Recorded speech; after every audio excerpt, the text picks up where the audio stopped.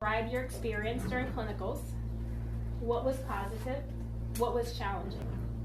And I'm hoping that once we hear what's challenging, we can all troubleshoot and problem solve and support one another, because I want you all to feel supported that was positive.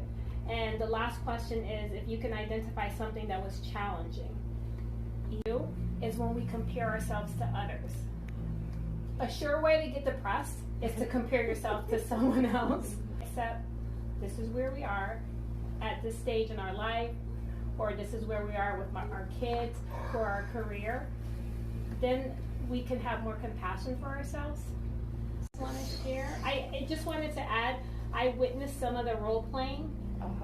You guys were incredible. That was really, it's a hard thing to do. So the fact that you use your voice to say, hey, I want to do something, I want to learn, I want to keep busy, that's huge. Big part of the CNA job is to have grace, right?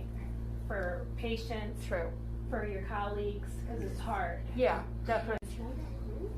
We just need a few seconds of courage to just do what we need to do. I often say like 30, 40 seconds of courage is not even a full minute. But during that time, if we're focused and we just say, okay, I'm going to do this. It may be uncomfortable.